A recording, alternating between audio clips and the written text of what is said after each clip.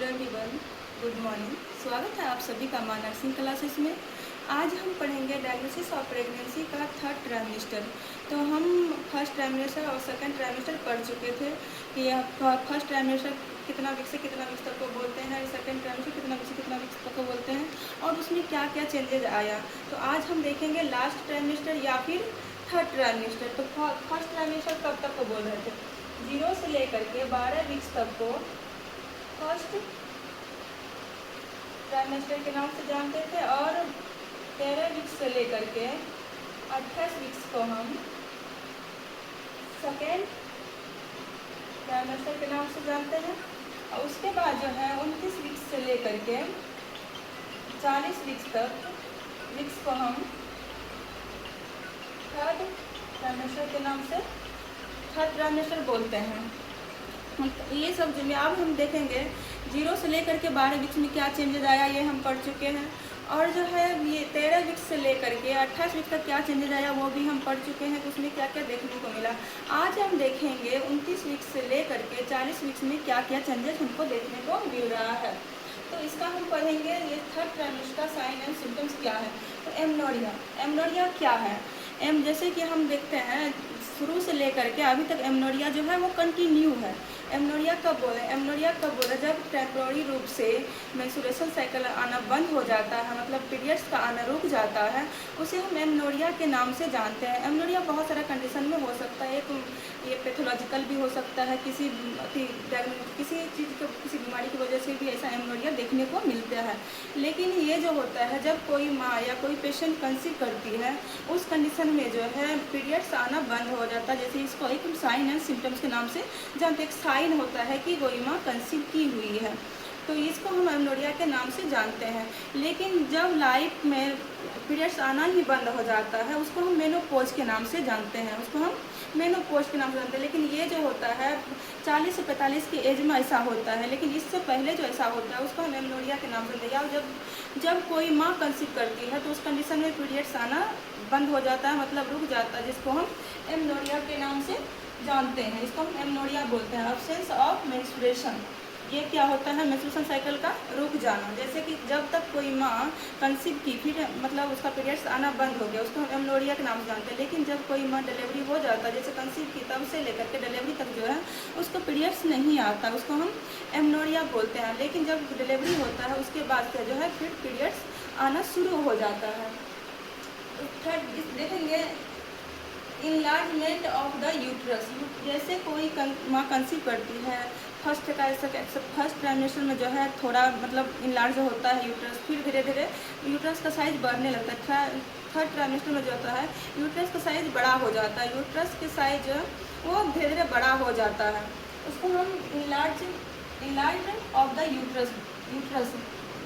उसके बाद है ये फ्रीक्वेंसी ऑफ मैक्युलेशन रीअपेयर्स। फ्रीक्वेंसी और मैक्युलेशन जो है ये हमको जो फर्स्ट ट्राइमेस्टर में भी देखने को मिला था। फर्स्ट ट्राइमेस्टर में ऐसा देखने को मिला, तो ऐसा क्यों होता? फर्स्ट ट्राइमेस्टर में जो है जब कोई माँ कंसीव करती है उसका यूट्रस जो है एंटीवर्टेड रहता है, इसके कारण जो है मैक्युलेशन एंड फ्रीक्वेंसी ऑफ मैक्युलेशन देखने को मिलता है कि ये जो होता है बार बार यूरिन करने का इच्छा जगता है। लेकिन ये जो है थर्ड ट्राइमेस्टर में भी रीअपेयर्स होता है, मतलब सेकेंड ट्राइमेस्टर में अब्सेंट हो जाता है। लेकिन ये थर्ड ट्राइमेस्टर में जो है फिर से रिपेयर होता है। इसलिए रिपेयर होता है कि थर्ड ट्राइमेस्टर में जो होता है यूट्रस का साइज धीरे धीरे बढ़ जाता है, जिसके कारण ब्लैडर पे दबाव पड़ता है। तो ब्लैडर पर दबाव पड़ता है तो इसी वजह से जो है ये फ्रीक्वेंसी एंड मैक्युलेशन देखने को मिलता है, यूरिन करने का इच्छा बार बार जगता है। ये जो होता है थर्ड ट्राइमेस्टर में रिपेयर हो जाता है, फिर से आ जाता है। ये इसके बाद आता है लाइटनिंग मतलब क्या होता है? A sense of relief of the pressure. इसका मतलब क्या हुआ? लाइटनिंग का मतलब क्या होता है? लाइटनिंग कब बोलते हैं? जब 36 वीक्स का प्रेगनेंसी हो जाता है उस कंडीशन में क्या होता है, बेबी का जो होता है पोजीशन, बेबी का हेड जो है पेल्विक के साइड इंगेज होने लगता है, जिससे कि माँ एक मतलब रिलीफ महसूस करता है। 36 वीक्स में जैसे प्रेगनेंसी होता है उसके बाद जो है माँ थोड़ा रिलीफ महसूस करता है पहले के अकॉर्डिंग, मतलब फर्स्ट ट्राइमेस्टर और सेकेंड ट्राइमेस्टर की तुलना में जो है उस कंडीशन में रिलीफ महसूस होता है। उसको हम लाइटनिंग के नाम से जानते हैं। उसके बाद है क्यूकनिंग। क्यूकनिंग क्या है? Perception of active moment by the women. जैसे कि हम सेकेंड ट्राइमेस्टर पढ़े थे क्यूकनिंग। क्यूकनिंग सेकेंड ट्राइमेस्टर में हम पढ़े हुए थे कि क्यूकनिंग कब बोलेंगे? जब बेबी का फर्स्ट मोमेंट माँ को महसूस होता है तो उसको हम क्यूकनिंग के नाम से जानते थे। लेकिन जो है थर्ड ट्राइमेस्टर में क्यूकनिंग होता है, ये और ज़्यादा क्यूकनिंग होने लगता है, मतलब मोमेंट्स बच्चा का मोमेंट महसूस होता है माँ को, ये थर्ड ट्राइमेस्टर में ज़्यादा हो जाता है।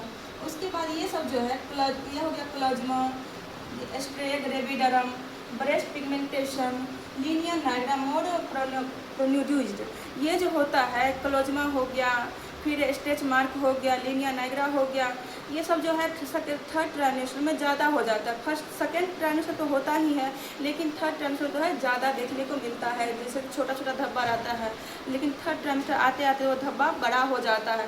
फिर जो ये जैसे ये स्ट्रेच मार्क हुआ, स्ट्रेच मार्क जो है जैसे थोड़ा थोड़ा मतलब पतला पतला दिख रहा था, उसके बाद जो है थर्ड ट्राइमेस्टर में थोड़ा डीप दिखने लगता है। और लीनियर नाइग्रा भी जो होता है वो डीप लाइनिंग देखने के लिए थर्ड ट्राइमेस्टर में डीप हो जाता है। ये सब जो है सेकेंड से लेकर थर्ड तक देखने को मिलती है। उसके बाद है uterine shape, cylindrical till 36 weeks या 36 वीक्स, देन बिकॉज एस्फेरिकल, ये जो होता है यूट्रस का शेप जो होता है जो पहले से जैसे कि 36 वीक्स तक जो यूट्रस का शेप है वो सिलेंड्रिकल दिखता है, लेकिन 36 वीक्स के बाद जो है यूट्रस का साइज वो एस्फेरिकल मतलब राउंडेड दिखने को मतलब राउंडेड हो जाता है। उसके बाद है Braxton Hicks contraction. Braxton Hicks contraction जैसे कि हम पढ़े थे सेकेंड ट्राइमेस्टर में। ब्रेक्सटन हिक्स कॉन्ट्रैक्शन किसको बोलते हैं? जैसे कि माँ के पेट में बच्चा का कॉन्ट्रैक्शन होता था, उसको हम ब्रेक्सटन हिक्स कॉन्ट्रैक्शन के नाम से जानते थे। लेकिन ये जो है ब्रेक्सटन हिक्स कॉन्ट्रैक्शन ये थर्ड ट्राइमेस्टर में बहुत ज़्यादा देखने को मिलती है, ये सेकेंड ट्राइमेस्टर से ही स्टार्ट हो जाता है ब्रेक्सटन हिक्स कॉन्ट्रैक्शन। उसके बाद है FHS fetal heart sound. Second trimester में हम स्टेथोस्कोप की मदद से फीटल हार्ट साउंड सुनते थे, लेकिन ये जो थर्ड ट्राइमेस्टर में है ज़्यादा अच्छा से ये FHS देखने को मिलता है। उसके बाद है palpation of the fetus part. Palpation of the fetus part क्या होता है? जब थर्ड ट्राइमेस्टर में जाते हैं, सेकेंड ट्राइमेस्टर में जब पाल्पेट करते हैं तो थोड़ा कम महसूस होता था, लेकिन थर्ड ट्राइमेस्टर में जब पाल्पेट करते हैं तो बच्चा का हर बॉडी मतलब महसूस हो जाता है। जब किसी माँ या पेशेंट के पेट पर हाथ रख के पाल्पेट करते हैं तो हमें महसूस हो जाता है कि बच्चा सुरक्षित है, सही है, और उसका पार्ट मतलब किस तरह से मूवमेंट है, ये सब भी महसूस कर लिया जाता है। उसके बाद है लाई में क्या है? लॉन्गिट्यूडिनल लाइन, ऑब्लिक लाइन और ट्रांसफर लाइन। लॉन्गिट्यूडिनल लाइन हम कब बोलेंगे? मान लीजिए ये यूट्रस है, यूट्रस में जो है बेबी इस तरह से रहता है। जब बेबी का बॉडी बड़ा माँ के एब्डोमेन से या यूट्रस में अटैच रहता है तो उसको हम लॉन्गिट्यूडिनल के नाम से, ये जो होता है ये होता है लॉन्गिट्यूडिनल, इसको हम लॉन्गिट्यूडिनल के नाम से जानते हैं। ये क्या होता है? एक लाई है, जैसे प्रेगनेंसी में एक लाई कितना होता है? लाई 3 होता है। और ये लॉन्गिट्यूडिनल लाइन, ऑब्लिक लाइन और ट्रांसफर लाइन।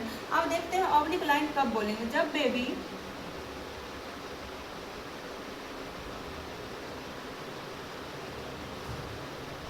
इस तरह से रहेगा तो इसको हम ऑब्लिक लाइक के नाम से जानते हैं। अब देखते ये क्या होता है?